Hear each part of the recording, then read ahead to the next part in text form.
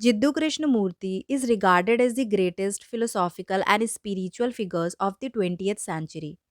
कृष्णमूर्ति एक eminent writer and speaker थे जिन्होंने philosophical spiritual issues including the nature of human mind, consciousness and evolution, meditation, human relationships, इन सभी topics पर बात की। वो किसी कास्ट, नेशनैलिटी, रिलीजन, ट्रेडिशन से नहीं बंधे थे, ना ही जुड़े थे। उनका मेन पर्पस था कंडीशन्ड माइंड की डिस्ट्रक्टिव लिमिटेशन से ह्यूमंस को अनकंडीशनली फ्री करना। फॉर नियरली 60 ईयर्स उन्होंने वर्ल्ड ट्रैवल किया एंड लोगों के साथ अपने फिलोसॉफिकल आइडियाज शेयर किए। 1986 में at the age of 90 he died peacefully. उन्होंने बताया कि कैसे सेल्फ नॉलेज हमारी डेली थॉट्स एंड फीलिंग्स के साथ अवेयर होकर खुद को ट्रांसफॉर्म करना पॉसिबल है। जिद्दू कृष्णमूर्ति अद्यार जो चेन्नई में है वहाँ 11 मई 1895 में एक तेलुगु फैमिली में पैदा हुए थे। उनके घर के पास थियोसॉफिकल सोसाइटी का हेडक्वार्टर था जहाँ वो जाते रहते। इसी तरह Krishnamurti influential theosophist Annie Besant के कांटेक्ट में आए। उन्हें एंड उनके छोटे भाई को डॉक्टर एनी बेसेंट ने अडॉप्ट कर लिया, जो उस वक्त थियोसॉफिकल सोसाइटी की प्रेसिडेंट थी। उन्होंने कृष्णमूर्ति को एजुकेट किया, जिससे फ्यूचर में जाकर वो एक स्पिरिचुअल लीडर बने एंड थियोसॉफिकल सोसाइटी को आगे ले जा सके। बेसेंट जानती थी कि एक दिन कृष्णमूर्ति वर्ल्ड टीचर बनेंगे, इसलिए कुछ टाइम बाद उन्हें थियोसॉफिकल सोसाइटी का हेड बना दिया गया। हाउएवर 1929 में कृष्णमूर्ति ने थियोसॉफिकल सोसाइटी से अलग होने का फैसला किया। He resigned as figurehead of the theosophists and cut all ties to any notion of a religious और spiritual organisation. This was followed immediately by a statement summarized as truth is a pathless land. Man cannot come to it through any organization, through any creed, through any dogma, priest, or ritual, not through any philosophical knowledge or psychological technique. He has to find it through the mirror of relationship, through the understanding of the contents of his own mind, through observation, and not through intellectual analysis or introspective dissection. Krishnamurti ने fundamental human issues पर internationally एक independent speaker and writer के रूप में अपने ideas and knowledge share करने शुरू किए। उन्होंने ह्यूमन कंडीशन के हर एक एस्पेक्ट के बारे में डिस्कस किया। यूनाइटेड नेशंस में पीस एंड अवेयरनेस के सब्जेक्ट को भी एड्रेस किया एंड 1984 में उन्हें यूएन पीस मेडल से भी नवाजा गया था। उनकी राइटिंग स्टाइल एंड आइडियाज़ को नज़रअंदाज करना मुश्किल है, इसलिए भी शायद समय के साथ उनके फॉलोअर्स बढ़ते गए एंड आज भी उनकी फ़िलॉसफ़ी काफ़ी हद तक हेल्पफुल लगती है। कृष्णमूर्ति खुद को holy man, sadhu, saviour and मसीहा ऐसा कुछ नहीं मानते थे। उनके आइडियाज़ की सिंप्लिसिटी जब वो बोलते थे लैंग्वेज में क्लियरली देखने को मिलती थी। उन्होंने टर्म्स एंड एग्जाम्पल्स यूज़ किए जो कोई प्री कंसीव्ड आइडियाज़ पर बेस नहीं थे, ना ही पास्ट में बार बार रिपीट हुए। लाइफ एंड डेथ के सब्जेक्ट पर काफ़ी ऑब्वियस क्वेश्चंस रेज किए। उनका कहना था हमें एज ह्यूमंस लाइफ के बारे में बाहर नहीं बल्कि अंदर से सोचने की ज़रूरत है। हमें अपने अंदर से क्वेश्चंस एंड उनके आंसर्स ढूंढने होंगे। Everything is within ourselves. The essence of his teachings was not a learning system that had many steps.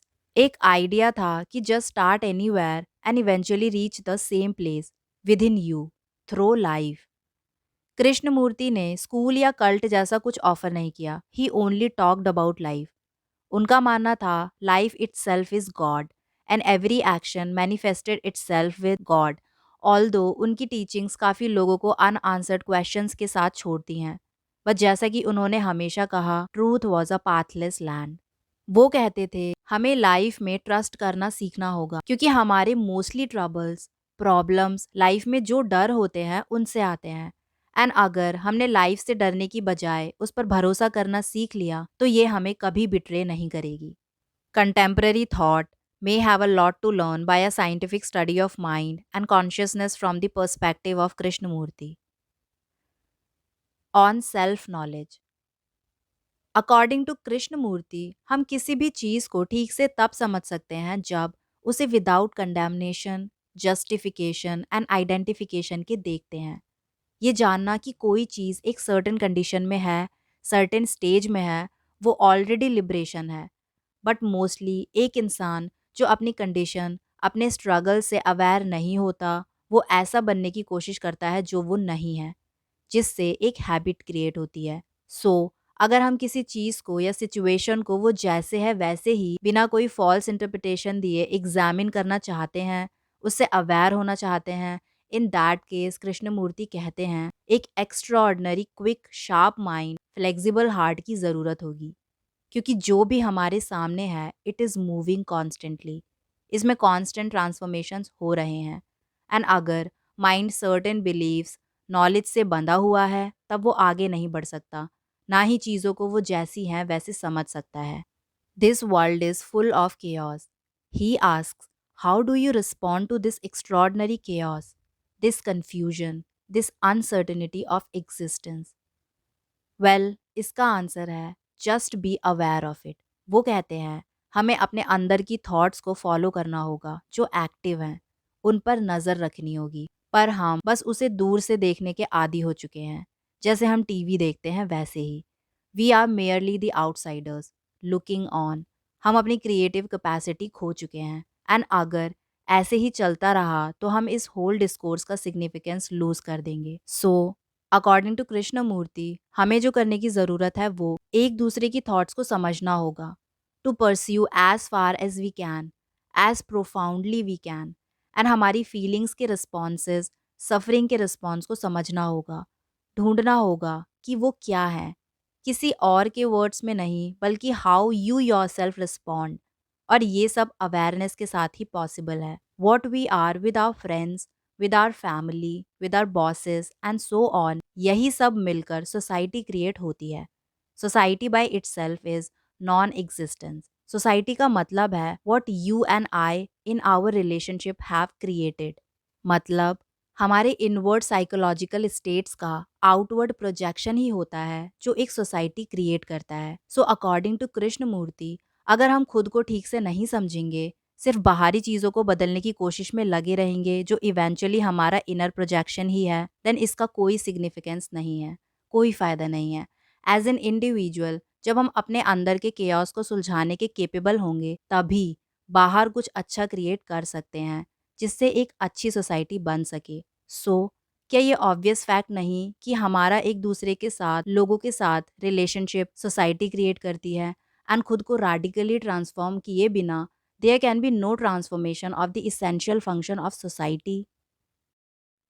जब हम सोसाइटी के ट्रांसफॉर्मेशन के लिए एक सिस्टम की तरफ देखते हैं, मतलब हम सोचते हैं बदलाव कोई सिस्टम लाएगा या बड़े लेवल पर ही पॉसिबल है, then we are merely avoiding the question, क्योंकि कोई सिस्टम एक इंडिविजुअल को ट्रांसफॉर्म नहीं कर सकता, बल्कि इंडिविजुअल सिस्टम को ट्रांसफॉर्म करते हैं, विच हिस्ट्री शोज। जब तक एक इंसान अपनी दूसरों के साथ रिलेशनशिप को, खुद को नहीं समझेगा, तब तक अपने केओस, मिजरी, डिस्ट्रक्शन, फियर का कॉज वो खुद ही रहेगा, ना कि कोई और। Krishnamurti says, understanding is now not tomorrow. Tomorrow is for the lazy mind, the sluggish mind, the mind that is not interested. जब आप किसी चीज़ में इंटरेस्टेड होते हैं तो उसे उसी वक्त करते हैं, ना कि टालते हैं। And there is immediate understanding, immediate transformation. Transformation can only take place immediately on self consciousness. Krishnamurti कहते हैं हम एक पहलू के बारे में तब तक नहीं जान सकते जब तक दूसरा पहलू ना पता हो। लाइक ट्रूथ के बारे में तब तक नहीं जान सकते जब तक फॉल्स के बारे में ना पता हो। ट्रूथ को सिर्फ एक ऑब्जेक्ट ऑफ डिज़ायरेबिलिटी के रूप में नहीं देख सकते, ये उससे बढ़कर है। प्रेजेंट को समझा या इसके बारे में तब तक नहीं जान सकते जब तक ये पास्ट ना बन जाए। ह्यूमंस सिर्फ अपने पास्ट से सीखते हैं, ना कि प्रेजेंट से, क्योंकि जब तक वो मोमेंट पास्ट नहीं बन जाएगा हम ठीक से सब कुछ समझ नहीं सकते कि चीज़ें आखिर क्यों हो रही हैं या हुई। फॉर एग्ज़ाम्पल, आपके साथ प्रेजेंट में कोई प्रॉब्लम चल रही है, आप उसे ठीक से समझ नहीं पाते, बट कुछ समय बाद जब आप पीछे मुड़कर देखते हैं then you realise the whole situation कि क्या हुआ था। He states, all introspection is a form of retrospection. ऐसी प्रॉब्लम जो हमारे बिहेवियर्स पर असर डालती हैं, उन्हें अपनी क्रिएटिव इंटेलिजेंस एंड इंट्यूशंस की अवेकनिंग के बिना रिजॉल्व करना इम्पॉसिबल है। क्योंकि देन एंड ओनली देन हम अपनी सर्कमस्टांसेस को फुली समझ सकते हैं, ग्रास्प कर सकते हैं, जो मिजरी फील कर रहे हैं उससे मुक्त हो सकते हैं। एंड ह्यूमंस की power, wealth, non existing security के लिए डिजायर, ये सब एक एंडलेस सर्च है, खुद की ट्रू कंडीशन से फेस टू फेस मिलने का absurd रिफ्यूजल। ही सेज कि जब हम खुद के एंड चीज़ों के बारे में फुली अवेयर हो जाते हैं तब ही अपनी पेन एंड सफरिंग को एंड कर सकते हैं। On the nature of mind. So हम ये अच्छे से जानते हैं दैट हमारी सोचने समझने की एबिलिटी ही होती है जो अदर लिविंग बीइंग से हमें अलग बनाती है।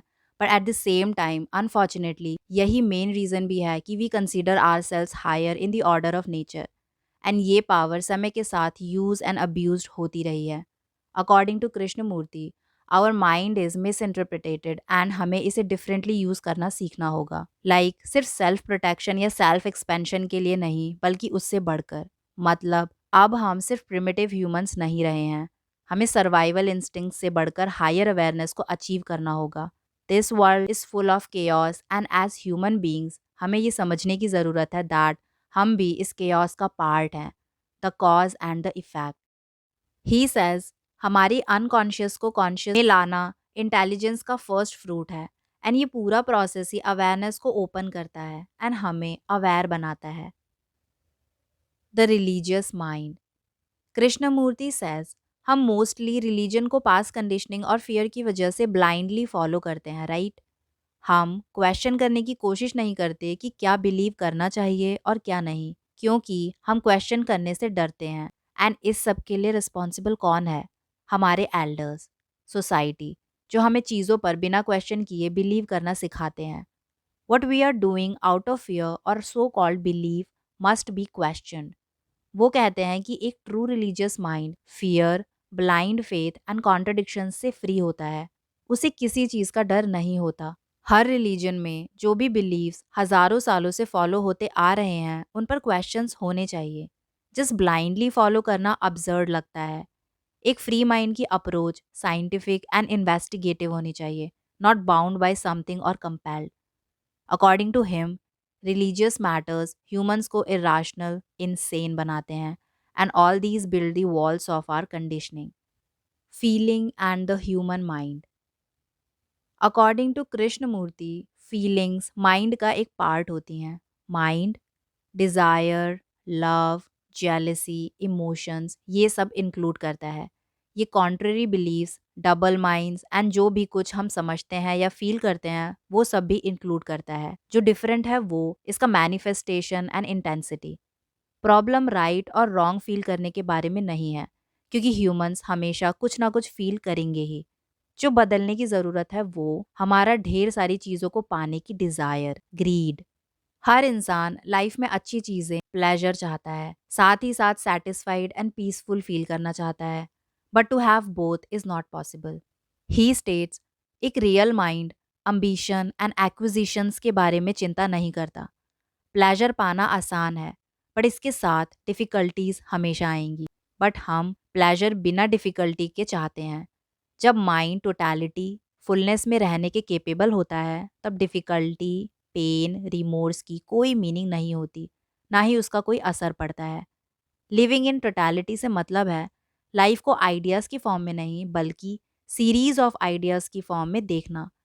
हर एक पल को एक्सपीरियंस करते हुए चलना, along with all the joys and sorrows. क्योंकि life is the mixture of everything. हम सिर्फ एक टाइप के इमोशंस फील नहीं कर सकते, it's full of every emotion.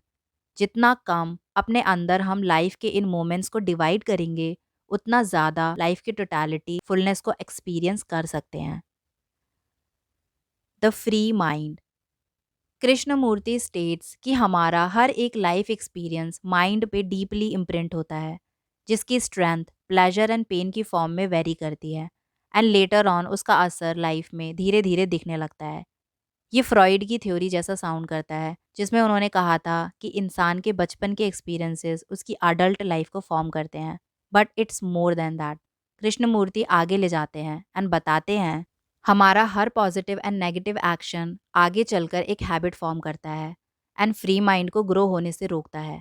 कभी कभी इवन सफरिंग भी हमारी हैबिट्स पर ही बेस्ड होती हैं। एंड जब हम एक हैबिट को ओवरकम करने की कोशिश कर रहे होते हैं, तब उस प्रोसेस में हम नई हैबिट्स फॉर्म कर लेते हैं। And eventually as humans we form the habit of repression. हमें ये समझना होगा कि इस हैबिट फॉर्मेशन को रोकना आसान तो नहीं है, बट इसे एंड करना भी ज़रूरी है। हमें पहले इसे अच्छे से समझना होगा एंड देन ओवरकम करना होगा, जो ग्रेट अलर्टनेस एंड पेशेंस के साथ ही पॉसिबल है। इस हैबिट फॉर्मेशन से अवेयर होकर हम अपनी प्रॉब्लम्स को समझ सकते हैं।